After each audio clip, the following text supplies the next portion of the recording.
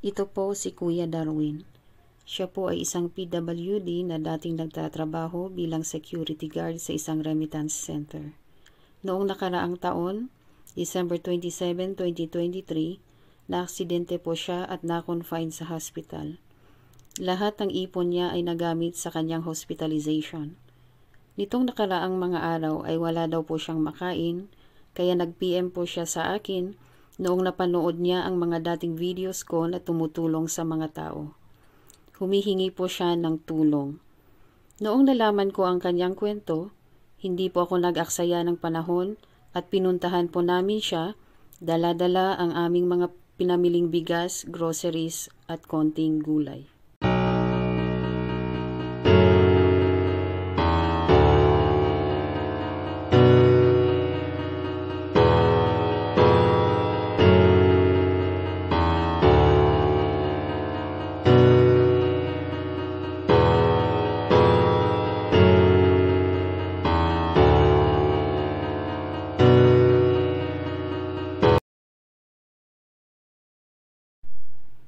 Tara po, samahan po nyo kami para ihatid sa kanya ang dala nating tulong at makumusta ang kanyang kalagayan.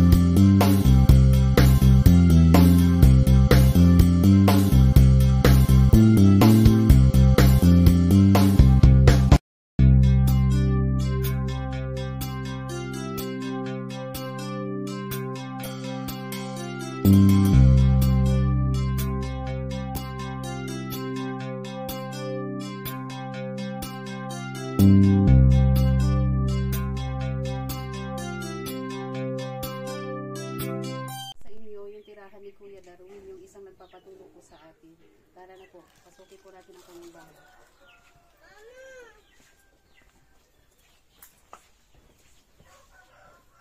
So, bali dito siya natutulog. Kasi kinupkup po siya ng isang kakilala niya na kinaawaan siya sa kanyang kalagayan. Kaya pinatira muna dito pansamantala para may magbantay din dito sa house ng kakilala niya. So ito yung baling tulugan niya na pinakasala din niya. Tapos ito po yung gusto ko lang pakita yung kusina niya. Dito po siya nagluluto. Oh, ito na. Ito na yung kusina niya.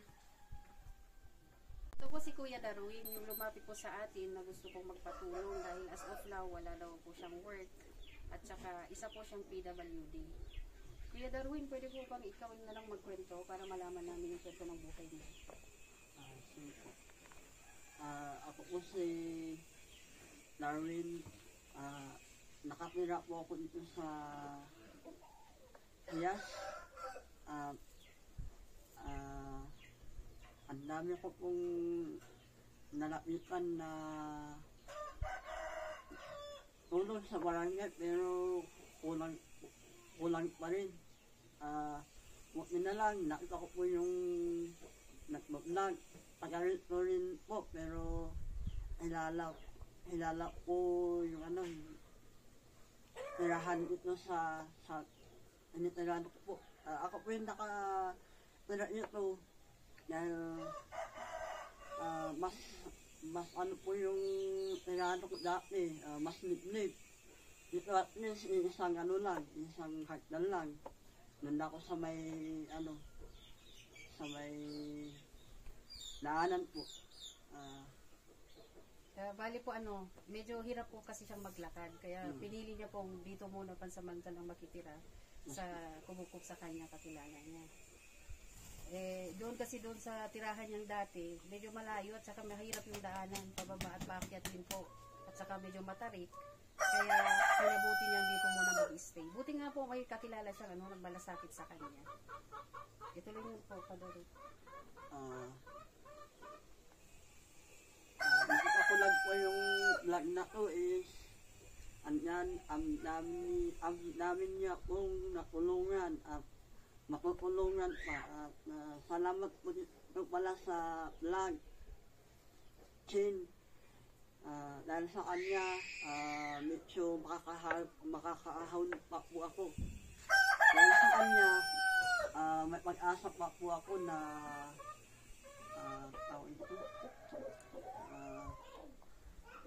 makakaahon lang po. Pansamantala mo na mabigyan natin siya ng konting tulong kasi yung itinutulong ko po sa mga tao na kinakover ng vlog ko is sarili ko pong pera. Wala pong sponsor dito.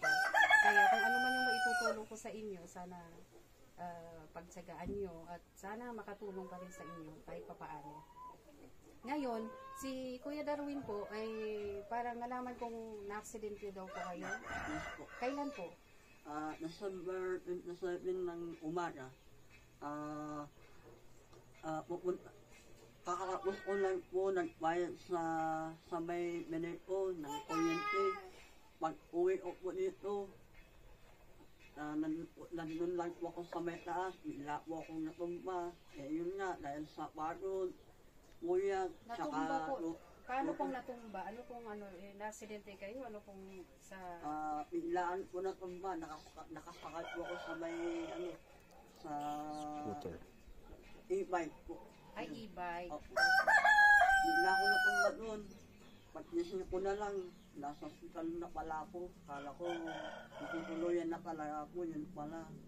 Binuhay pa rin ako ng Diyos para magpatuloy po yung buhay na nasimulan ko po. Opo.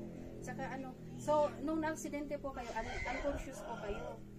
Hindi niyo po alam kung ano yung nangyayari sa paligid. Ngayon, sino pong tumulong sa inyo papuntang ospital? Isa po siyang taxi driver na nakakita sa akin, siya lang nakapansin sa akin. Pero yung mga ibang sa paligid, hindi nila po napansin. Basta, siyempre, ano naman. Dinaanan ka lang po. Opo. Ay, buti po may mga, may taxi driver pong nakakita sa inyo. Opo. Yan po yung nagbilip ako sa kanila dahil kahit pa paano sinuot pa rin ako sa BGH. Ay, dito po sa BGH kayo dinala. Opo. Kakalabas ko lang po ng January 5. So na-confine kayo doon. From December 27, 2023 hanggang January 5 nitong taon. Ayaw pa po yung yung inatay po Ay, may tahi po siya. May staple yung niya. Yes po. Yung ulo niya po. Yan.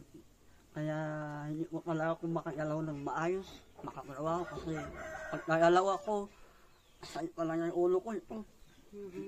Kaya yun po, napapahinga po ako ng buti na lang talaga, may tumulong pa rin sa akin. Oo, marami pa rin mga mabubuting puso ng mga tao doon naman.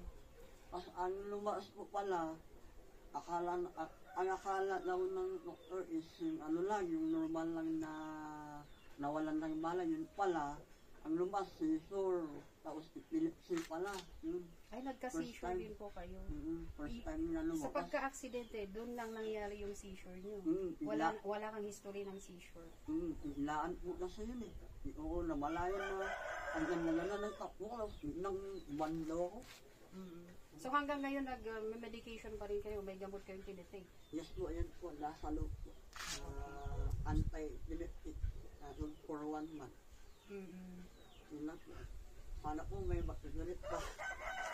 Maikwento ko lang, si Kuya Darwin po, dati po siyang nagtatrabaho. Di po ba security kayo dati? Yes po. Ilang buwan po bago nangyari tong aksidente niyo? Last year po. Ilang buwan po kayo naging security? Simula lang ako nung July last year po. July 2023. So, sa kabila ng kanyang kapansanan po, nagsumikap pa rin siyang maghanap ng trabaho. Kaya itong ginagawa kong pag-vlog sa kanya, pag-feature sa kanya, magbe-birthday po kasi ako next week. Kaya gusto kong makatulong sa mga taong deserving. Ngayon lumapit siya sa akin, nakita ko naman na deserving siyang tulungan. Kasi tingnan niyo naman, sa kabila ng kanyang kapansanan, nagtrabaho pa rin siya, nagsumika pa rin sa buhay. Ngayon, nangyari sa kanya yung aksidente, kaya natigil muna siya sa pagtatrabaho. Kailangan muna niyang magpalakas. It's my honor na ako yung nilapitan niya, na isa sa mga taong, sabi kasi niya, marami siyang nilapitan eh. Ngayon, karangalan ko na makatulong sa kanya. At sana sa mga manonood ng video natin na to, kung gusto mo nyo magtulungan si Kuya Darwin, pwede naman siyang i-direct na matulungan. I-message nyo na lang po ako sa aking private account, which is mailalagay sa link ng video na to para maidiretso natin yung tulong sa kanya.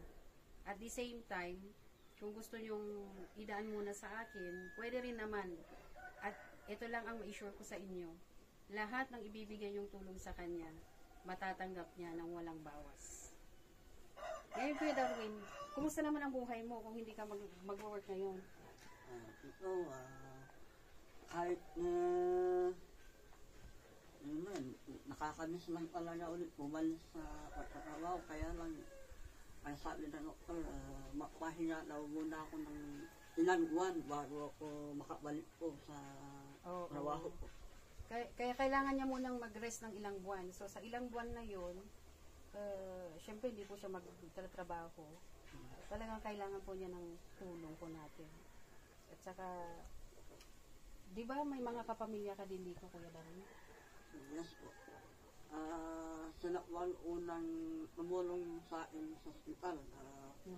Sila din po ang nag-ano sa akin. Pero yun pa rin. Kulang pa rin. Kulang pa rin. Kumbaga biglaan po kasi yung nangyari sa kanya. Kaya sa pagbabudget po, hindi na paghandaan. Ngayon, naubusan po sila ng budget. Sabi ko nga, dati siyang nag-work. Doon napunta yung mga naipon niyo. Buti naman, Kuya Darwin, may kakilala kang kumupkup muna sa'yo ngayon. Yes po. Laki po kasi akong inokulit na gusto niya akong kasama dito. Kasi siya lang yung naiisa dito para makasama lang siya. Ay, wala po siyang kasama dito. Yes po. Kaya gusto niya ako kasi nakita naman na mabait, masipag, ganyan. Pwede ko bang mag-po? Pagod na. Sige po.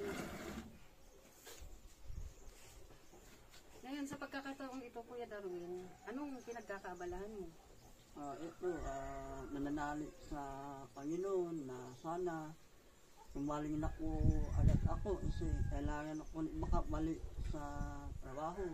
Yun lang po yung libangan ko, yung pagtatrabaho. Pero as of now, focus ka muna sa pagpapagaling kasi Yes, hindi ka naman po makapagtrabaho ng maayos din pagka may karamdaman ka. At saka sabi nga ng doktor niyo, ilang buwan bago yung full recovery mo. Ngayon, nagpapa-check up ka, may mga follow-up check-ups. Yes po, actually, January 22, ipapatanggal ko, no? Kasi hindi ako makatulog pag meron to. Kaya yun. Medyo uncomfortable kasi staple wire yung ginamit. Taklo pa eh. Sakit talaga. Yun lang naman po yung follow up po. Saka huwag po daw kalimutan uminom ng anti-infective. Baka kasi pag hindi ako uminom, makukumbat pa rin ako. Anytime kasi yun yung mangyayari daw sa akin. Basta pag uminom daw ako ng gamot ko, 24 hours na naman siya effective. Kaya wala po ko naman na ganun-ganun. So kailangan may kasama ka lagi habang nagpapagaling ka. Meron naman po sila mga may mga kapitbahay ka. Oo. Buti na lang mababait yung mga kapitbahay din niya. Kasi mainang nabubuhat ng mga panligo, ganyan. Oo. Kasi kailangan yung alalay muna. So kung lalabas ka dyan, di mahirap yan kasi matarik din yung daan. Ang dami kong gustong tumulong sa akin. May mabubuhat. Ay binubuhat ka. Yes po. Pagbait Either pataas or baba. Oo. Tinatawag nyo lang sila pag nasa taas na kayo. Maasahan naman po sila. Yun po. Oh, ganun kasi ang kaugalihan dito sa aming Cordillera Sobrang mabait region. yung mga Mababait yung turok. mga, opo, mababait yung mga tao. At saka sa ibang bayan din po, hindi lang naman sa Cordillera. Kumbaga sa mga Pilipino, talang matulungin ang mga Pilipino. Kaya nga nabuhay yung sinasabi nilang bayanihan. Diwa ng bayanihan, pagtutulungan. Ngayon, Kuya Darwin, may dala po kaming konting tulong sa iyo. Isang sakong bigas, tsaka grocery items, at saka konting gulay po. Sana makatulong sa iyo. Malaking bagay na po sa akin yun. Lalo na pag ang mahal ng mga bilihin Mahal na ang yan. bilihin. Opo. Totoo po yan. Malaking bagay na po talaga sa akin yun, ma'am. At sana, may maaawa pa sa ating mga mga viewers na gusto tumulong sa inyo para karagdagang tulong.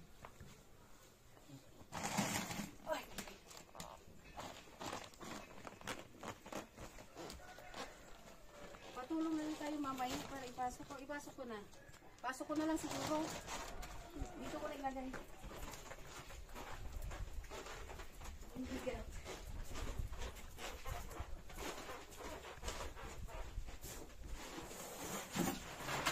Ito yung lagayan niya siguro ng Oo nga, yung bigasan niya. Kaya tamang-tama po yung pagpunta natin. Para makakain naman siya habang nakakain sa sakit. Wait lang, huli natin yung iba. Talagang wala nang laman yung lagayan mo ng bigas. Nilasanong mga bata. Mamandin, nilasano na. Ay, nabasa yung bigas.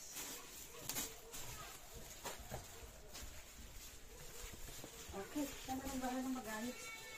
After. Wala na talaga, wala na siyang makain. Kita niyo naman. Sana nga, may tutulong pang ito.